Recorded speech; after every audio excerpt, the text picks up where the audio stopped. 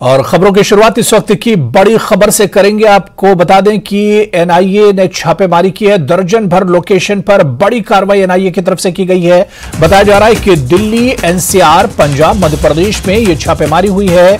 NIA के सूत्रों के हवाले से यह खबर मिल रही है कि खालिस्तानी आतंकियों और टेरर फंडिंग से जुड़ा यह मामला है, जिसमें एनआईए ने छापेमारी की है। दर्जन भर लोकेशन पर बड़ी कार्रवाई एनआईए की तरफ से की गई है। दिल्ली, एनसीआर, पंजाब, मध्य प्रदेश में छापेमारी की गई है। एनआईए के सूत्रों के हवाले से खबर है कि खालिस्तानी आतंकियों और टेरर फंडिंग से यह पूरा मामला जुड़ा है। और चलिए इस पर और बातचीत करेंगे। अपडेट लेने के लिए हमारे सहयोगी शंकर आनंद दिल्ली से हमारे साथ फोनलाइन पर जुड़े हुए। शंकर आनंद, कहा जा रहा है कि एनआईए ने एक बार फिर से बड़े पैमाने पर छापेमारी की है। निश्चित तौर पर देखिए, आज एक बहुत बड़ी कार्रवाई केंद्रीय जांच एजेंसी एनआईए के द्वारा की जा रही है और तकरीबन 122 से ज्यादा लोकेशन पर सर्च ऑपरेशन को अंजाम दिया जा रहा है, जिसमें कि कई राज्य उसके दायरे में आ रहे हैं। राजधानी दिल्ली, एनसीआर के साथ साथ पंजाब, हरियाणा, राजस्थान, मध्य प्रदेश का भी जो इलाका है बकायदा, वहां पर भी सर्च ऑपरेशन को अंजाम दिया जा रहा है। लेकिन सबसे जो मेजर जहां पे सर्च ऑपरेशन हो रहा है वो है पंजाब। पंजाब में सबसे ज्यादा लोकेशन पर सर्च ऑपरेशन को अंजाम दिया जा रहा है।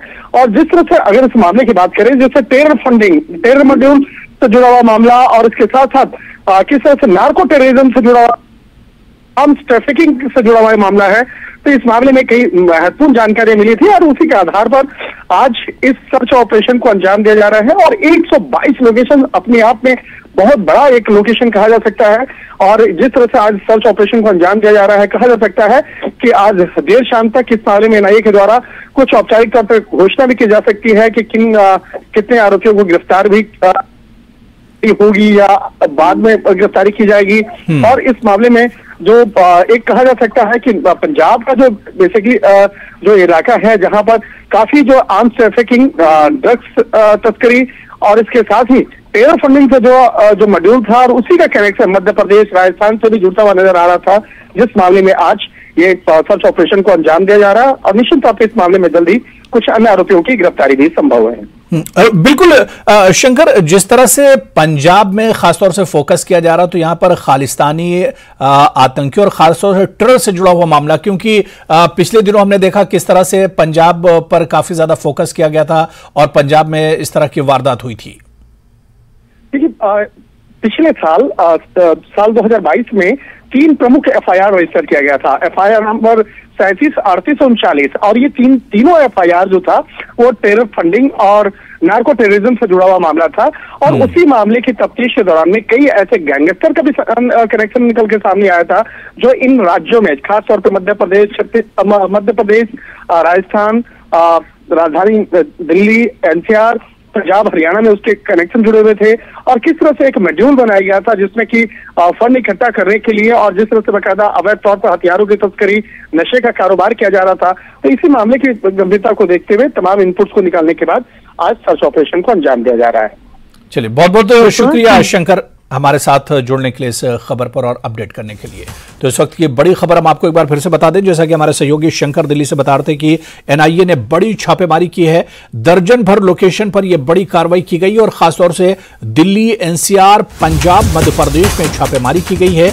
एनआईए के सूत्रों के हवाले से खबर है कि खालिस्तानी आतंकियों और टेरर फंडिंग से जुड़ा यह मामला है, जिसमें बड़े पैमाने पर एनआईए की तरफ से छापेमारी की गई है।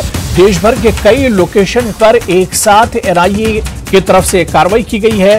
खासतौर से कहा जा रहा है कि इसमें पंजाब में फोकस किया गया है, क्योंकि खालिस्तानी आतंकियों और टेरर फंडिंग से जुड़ा हुआ मामला है। इसी वजह से दिल्ली, एनसीआर, पंजाब, मध्य प्रदेश पर ज्यादा फोकस इसमें किया गया है। और अगर इन छापों की बात की जाए तो देश के कई लोकेशंस पर एक साथ ये कार्रवाई एनआईए की तरफ से की गई है।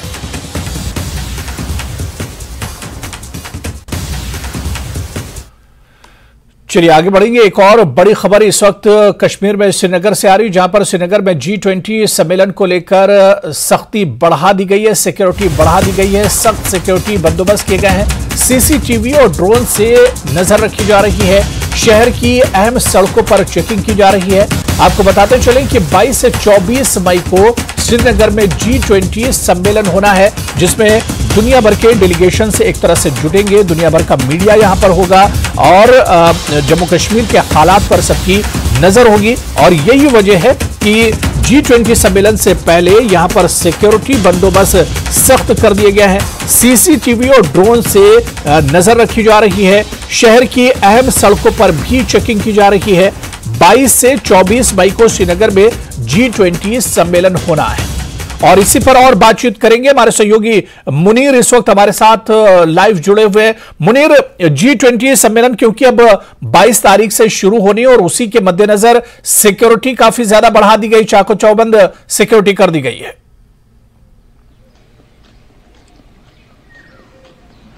देखिए हुरैरा, बिल्कुल जो सिक्योरिटी के इंतजामात है वो कड़े कर दिए गए हैं पहले ही, क्योंकि इससे पहले भी मीटिंगें हुई हैं और जिस तरह G20 का इजलास, सरबराही इजलास जो श्रीनगर और गुलमर्ग में होने जा रहा है 22 से 24 तारीख के दरमियान, और उसको लेकर अगर हम श्रीनगर गुलमर्ग हाईवे की बात करें, चप्पे चप्पे पे नाके लगाए गए हैं और चेकिंग हो रही है। जो जामा तलाशियाँ हैं वो की जा रही है, जो राहगीर है, आने जाने वाले लोग हैं, उनको रोका जा रहा है, उनकी शनाख्त कार्ड चेक किए जा रहे हैं, तलाशी ली जा रही है। और ये सिर्फ इस लिहाज से ताकि कोई जो घटना पेश ना आ सके। और जिस तरह से हमने गुज़श्ता कई दिनों से देखा है, मुख्तलिफ एनकाउंटर्स हुए हैं, उसको लेकर उससे एक बड़ा चैलेंज खड़ा हो गया है और सिक्योरिटी फोर्सेस के लिए।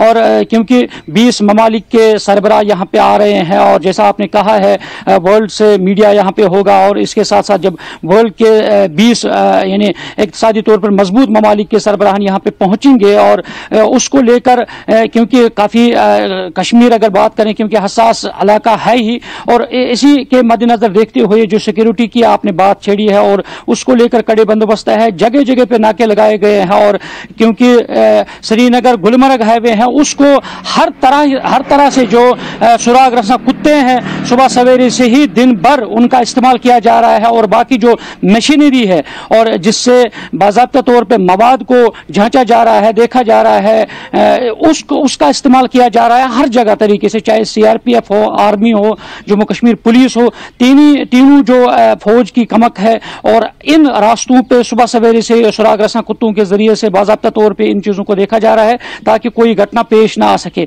और इसी तरह अगर हम गुलमर्ग की बात करें, क्योंकि कश्मीर को जन्नत कहते हैं और इस जन्नत में इसको एक और जन्नत बनाया गया है, क्योंकि श्रीनगर से लेकर गुलमर्ग और खासकर श्रीनगर में भी काफ़ी ब्यूटिफिकेशन हुई है और सजाया गया है, सारे रास्ते सजाए गए हैं। और गुलमर्ग डेवलपमेंट अथॉरिटी की जानिब से नारबल से लेकर गुलमर्ग तक हाईवे को दोनों अतराफ अलग अलग तरीके से बोर्ड जो है नस्ब किए गए हैं, म्युनिसिपल कमेटीज इसमें है, और इसी तरह टूरिज्म डिपार्टमेंट है। मुख्तलिफ हर डिपार्टमेंट की अपनी अहमियत के लिहाज से वो अपना काम कर रहे हैं अपने अपने तरीके से।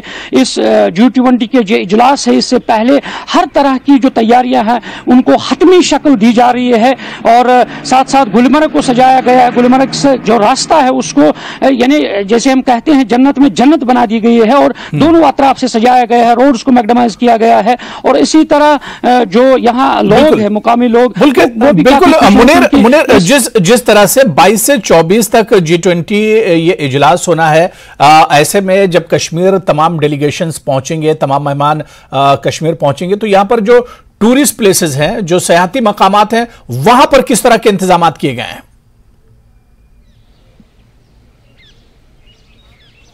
देखिए हुरैरा, अगर हम गुलमर्ग की बात करें, क्योंकि डेस्टिनेशन दो ही है, श्रीनगर और गुलमर्ग है। गुलमर्ग में बहुत सारे इंतजाम किए गए हैं, गुलमर्ग को सजाया गया है, और उस लिहाज से रूट्स की अगर हम बात करें उनका बाज़ाब्ता तौर पे मुअय्यन किया गया है कि टूरिस्ट किस रूट से अंदर जाएगा। क्योंकि अगर हम गुलमर्ग की बात करें, दुनिया भर से सयाह जो है लाखों हजारों की तादाद में सयाह आते हैं, क्या ताकि इस G20 के साथ साथ सयाह भी डिस्टर्ब ना हो जाए, वो मुतासिर न रहे, क्योंकि सयाह भी आएंगे गुलमर्ग। उस लिहाज से G20 के साथ साथ सयाहों के लिहाज से अगर हम बात करें, सयाहों के लिए बाज़ाब्ता खातिर का इंतजाम हैं ताकि उस टूरिज्म को खलल ना पड़े और बड़े अच्छे और पुरसुकून माहौल में गुलमर्ग के अंदर। बिल्कुल मुनीर, आप हमारे साथ बने रहे। इस वक्त हमारे सहयोगी सरोज कफील भी हमारे साथ जुड़ चुके इस खबर पर। सरोज, क्योंकि 22 तारीख से G20 सम्मेलन होने वाला है, पूरी दुनिया की नजरें एक तरह से कश्मीर पर होंगी, इससे पहले सिक्योरिटी को लेकर किस तरह के बंदोबस्त किए गए कश्मीर में? हुरैरा, जैसा आपने कहा 22 से 24 तक ये मीटिंग होगी, SKICC में मीटिंग होगी। मैं आपको बता दूं कि 2 दिन पहले यहाँ पे जो डिविजनल कमिश्नर है विजय कुमार भदौरिया और जो ADGP है विजय कुमार, उन्होंने एक मीटिंग बुलवाई थी। बैठक में यही डिस्कस हुआ था कि मीटिंग में कौन कौन से नोडल ऑफिसर्स जाएंगे, कई सारी जगहों पे कुछ मैजिस्ट्रेट्स को भी डिप्लॉय किया गया है। और आपको बता दूं कि इस वक्त आर्मी है, पुलिस या यहाँ की लोकल JNK पुलिस है, काफी सारी जगहों पे मेटल डिटेक्टर्स लेके एकदम अर्ली मॉर्निंग निकल जाते हैं वो लोग। जितने भी यहाँ पे कुछ सेंसिटिव एरियाज हैं उनको ऑलरेडी सैनिटाइज कर लिया गया है। कुछ एरियाज हैं जहां पे सिक्योरिटी को थोड़ा सा ज्यादा चौकस रहने को कहा है कि वो थोड़ा सा सेंसिटिव एरियाज हैं। उसके मजीद आपको बता दूं कि जो डल लेक का स्ट्रेच रहेगा, क्योंकि SKICC जो है ये मेन जहां पे इनका फंक्शन होने वाला है वो डल लेक के ऊपर ही आता है। तो डल लेक का जो ये सारा स्ट्रेच है उस पर दिन रात रोज सुबह आप देखेंगे कि आर्मी है वो गश्त लगा रही है, या आप शाम की बात कर ले करीब 8-9 बजे के बाद जब ट्रैफिक कम हो जाता है फिर एक और गश्त लगती है। और ड्रोन्स की जो है ड्रोन्स की सुविधा इस वक्त रखी गई है। काफी सारी जो ऐसे डाउनटाउन के एरियाज है, जो कंटेस्टेड एरियाज है, वहां पे ड्रोन्स के थ्रू सर्वेलेंस चल रहा है। तो ओवरऑल, क्योंकि जैसे अभी आपने कहा, मेरे सहयोगी ने भी कहा अभी कि टूरिज्म का फ्लो भी इस वक्त ज्यादा है, तो सिक्योरिटी का जो रोल यहाँ पे रहता है वो ज्यादा रहता है। उसकी खास वजह है क्योंकि इस वक्त फुट फ्लो जो है टूरिस्ट का वो काफी ज्यादा है।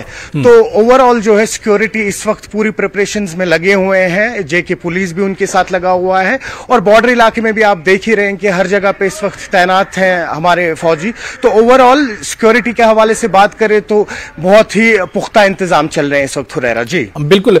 मुनीर, मैं आपके पास आना चाहूंगा। जिस तरह से सरोज कफील कह रहे हैं कि सिक्योरिटी में किसी तरह की कोई कमी ना रह जाए, तमाम तैयारियां एक तरह से की जा रही है। और इस बीच क्योंकि कश्मीर पहले से ही बहुत हसास है और खासतौर से श्रीनगर और गुलमर्ग की बात की जाए, हमेशा यहां पर सिक्योरिटी के बहुत चाको चौबंद इंतजाम रहते हैं, लेकिन सिक्योरिटी का भी एक तरह से, सिक्योरिटी इंतजामिया का भी एक तरह से इम्तिहान होगा।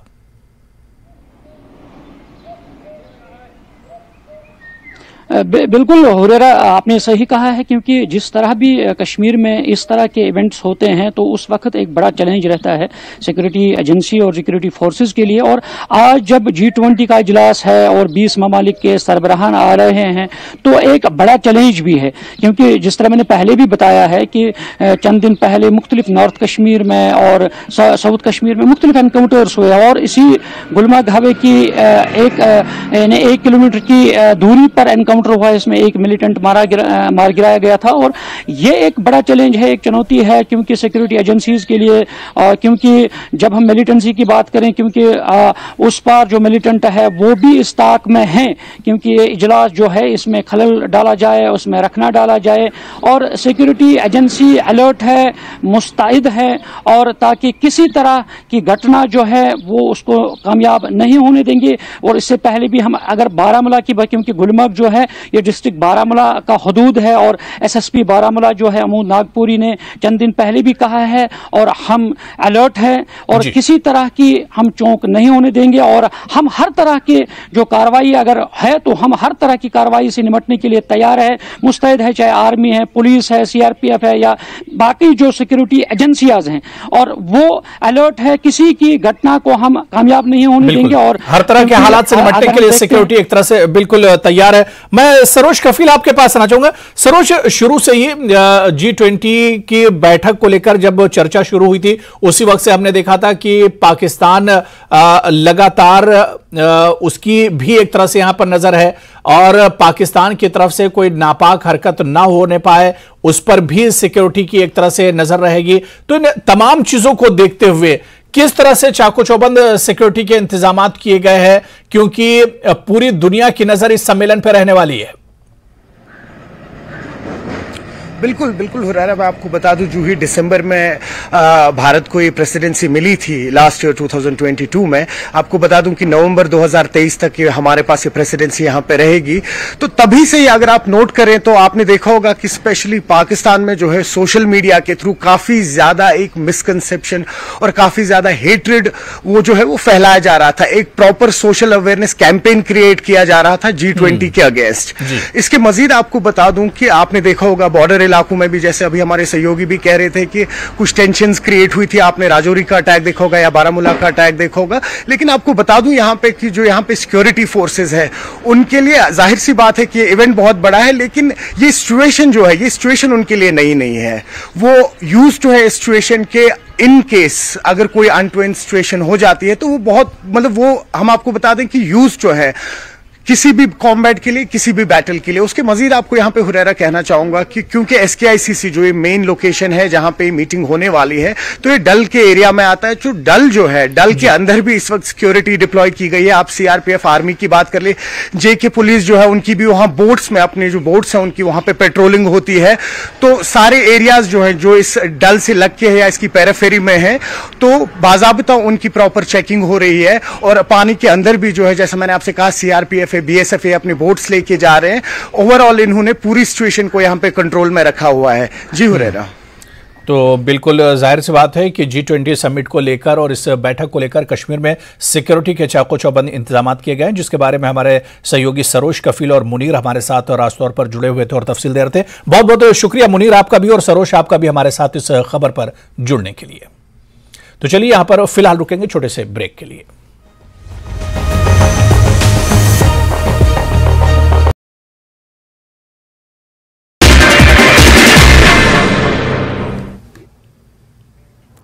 नमस्कार, धार रफ्तार भी में आपका बहुत स्वागत करते हैं। मैं हूं आपके साथ हिना जुबैर। शुरुआत करेंगे अहम खबरों से। उपराज्यपाल जम्मू कश्मीर मनोज सिन्हा ने अनंतनाग का दौरा किया। मनोज सिन्हा ने किसान संपर्क अभियान में किसानों और PRIs को संबोधित किया। उपराज्यपाल ने किसानों की जागरूकता के लिए लगाए गए विभिन्न स्टॉल्स का भी निरीक्षण किया। हज यात्रा से पहले हवाई किराए में बढ़ोतरी, जम्मू कश्मीर के हज यात्रियों में निराशा। हज कमेटी की चेयरपर्सन सफीना बेग की सरकार से किराया कम करने की मांग। इस बार भारत सरकार आज़मीन हज की मदद और सुविधाएं मुहैया कराने के लिए 463 मेडिकल, पैरामेडिकल और प्रशासनिक कर्मचारियों को सऊदी अरब भेज रहा है। इन लोगों में प्रेजेंटेड बाय पेट सफा आयुर्वेदिक चूर्ण। पेट सफा तो हर रोग दफा।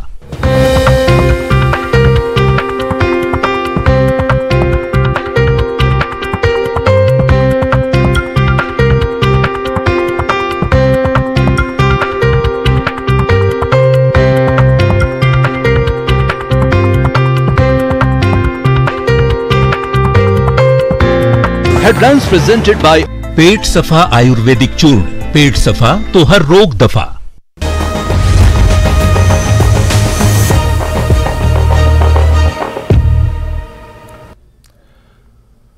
ब्रेक के बाद आगे बढ़ेंगे। इस वक्त एक और बड़ी खबर आपको बता दें कि जम्मू में आज बीजेपी की अहम बैठक होने वाली है। जम्मू कश्मीर बीजेपी के प्रभारी तरुण चुग इस बैठक में शिरकत करेंगे। रविंदर रैना सहित पार्टी के अन्य वरिष्ठ नेता भी इस बैठक में मौजूद रहेंगे। तरुण चुग बैठक को संबोधित भी करेंगे। तो आज जम्मू में बीजेपी की अहम बैठक होने वाली है। जम्मू कश्मीर बीजेपी के प्रभारी तरुण चुग इस बैठक में शिरकत करेंगे। रविंदर रैना सहित पार्टी के अन्य वरिष्ठ नेता भी इस बैठक में मौजूद रहेंगे।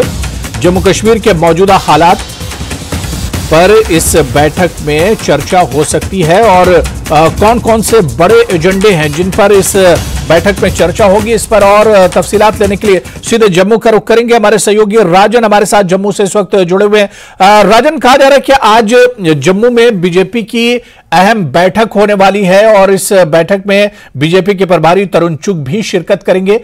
क्या कुछ इशारा मिल रहा है, क्या कुछ खबर मिल रही है, कौन कौन से बड़े एजेंडे होंगे जो इस मीटिंग में जिस पर चर्चा होनी है?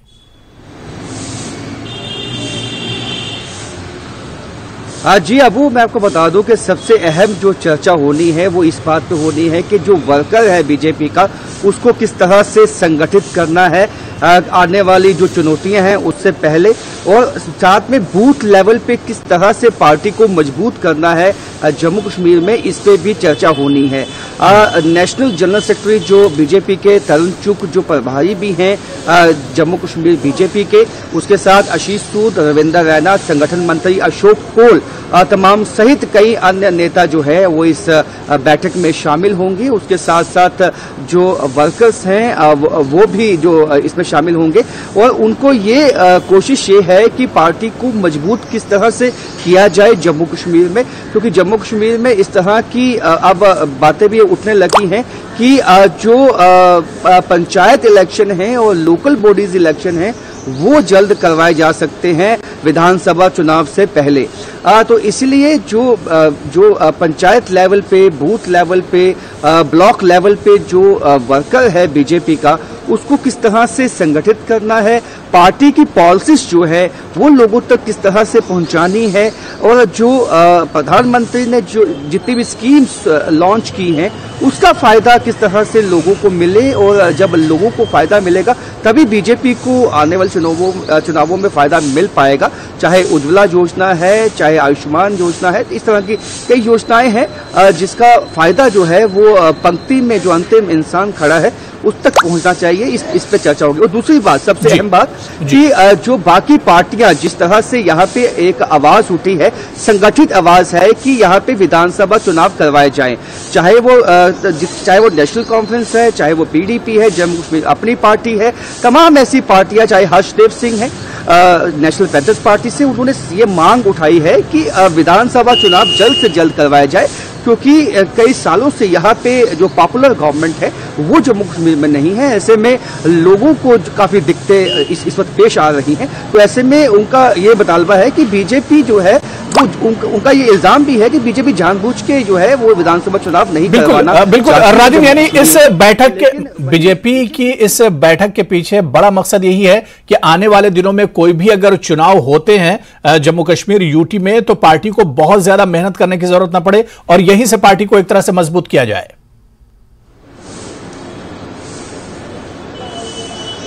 बिल्कुल अबू, आपने सही कहा कि देखिए जिस तरह से पार्टी को संगठित बनाए रखना ये बड़ी चुनौती होती है किसी भी लीडरशिप के लिए, क्योंकि इस वक्त जो पार्टी में भी कई जगह गुटबाजी होती हैं या पार्टी में जो 3 टायर या 4 टायर जो इनका एक तरह से संगठन होता है उसको किस तरह से मजबूत किया जाए। और जो सबसे अहम है अबू इसमें कि जो बूथ लेवल पे हमेशा बीजेपी का फोकस रहता है कि बूथ लेवल पे, ब्लॉक लेवल पे बीजेपी का जो वर्कर है वो स्ट्रॉन्ग हो, वो संगठित हो, उसके साथ एक चेन बने। इसके लिए बूथ को मजबूत करने के लिए और खासकर अपने वर्कर को संगठित रखने के लिए तमाम विषयों पर चर्चा होगी। और जिस तरह से मैंने पहले बताया कि सबसे अहम है कि बीजेपी की जो पॉलिसीज हैं या गवर्नमेंट की जो पॉलिसीज हैं वो किस तरह आम इंसान तक पहुंचे, उस तक किस तरह बीजेपी के पास एक ब्लूप्रिंट है वो किस तरह तक ऐसे लोगों तक पहुंचेगी, वो तमाम विषयों पे चर्चा होगी। और कई अन्य चीजों पे भी चर्चा हो सकती है कि जिस तरह के हालात इस वक्त जम्मू कश्मीर में है और जिस तरह से जो अपोजिशन पार्टीज हैं वो इस वक्त बीजेपी को घेरे हुए हैं चुनाव के मुद्दे पे, किस तरह से अगर चुनाव की घोषणा होती है या 2024 में अगर चुनाव हो पाते हैं विधानसभा के तो किस तरह से पार्टी की रणनीति रहेगी। अगर विधानसभा चुनाव नहीं हो पाते हैं और पंचायत या लोकल बॉडीज के चुनाव होते हैं तो लोकल लेवल पे ये चुनाव होते हैं, मोहल्ला लेवल पे ये चुनाव होते हैं, तो क्या मोहल्ला लेवल पे हमारी जो पार्टी है वो मजबूत है या नहीं है, इन तमाम विषयों पे जो है आज चर्चा होगी और एक जायजा लिया जाएगा तरुण चुग की तरफ से कि वाकई ही हमारी जो पार्टी है उसको मासिस का, लोगों का सपोर्ट हासिल है और उसको हासिल करने के लिए क्या क्या कदम जो वर्कर है वो उठा सकता है और उसको किस तरह के दिशा निर्देश देने हैं, वो तमाम बातें जो है वो आज बताई जाएंगी। जी बिल्कुल, बहुत बहुत शुक्रिया राजन। जैसे ये बैठक शुरू होगी आपके पास दोबारा आएंगे और इस मीटिंग में किन मुद्दों पर चर्चा हुई है उस पर भी हम बातचीत करेंगे। बहुत बहुत शुक्रिया हमारे साथ जुड़ने के लिए। तो जम्मू में आज बीजेपी की मीटिंग है, जम्मू कश्मीर बीजेपी के प्रभारी तरुण चुग भी इसमें शिरकत करेंगे और आने वाले दिनों में अगर कोई चुनाव होते हैं, पंचायत के चुनाव हैं या फिर असेंबली के चुनाव या फिर 2024 लोकसभा के चुनाव, उससे पहले बूथ लेवल पर किस तरह से कार्यकर्ताओं को मजबूत किया जाए, जो दिशा है पार्टी की उसे किस तरह से मजबूत किया जाए और पार्टी का जो एजेंडा है उस पर किस तरह से काम किया जाए, इन तमाम एजेंडों पर, इन तमाम पॉलिसियों पर आज एक तरह से इस मीटिंग पर चर्चा की जाएगी और इसमें एक तरह से रूपरेखा तैयार की जाएगी। कहा जा रहा है कि रविंद्र रैना सहित पार्टी के अन्य वरिष्ठ नेता भी इस पार्टी में मौजूद रहेंगे और खासतौर से जम्मू कश्मीर बीजेपी के प्रभारी तरुण चुग भी इस मीटिंग में आज शिरकत करने वाले हैं।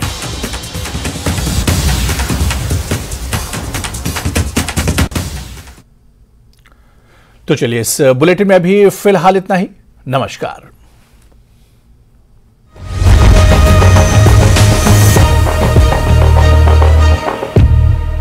हेडलाइंस प्रेजेंटेड बाय पेट सफा आयुर्वेदिक चूर्ण।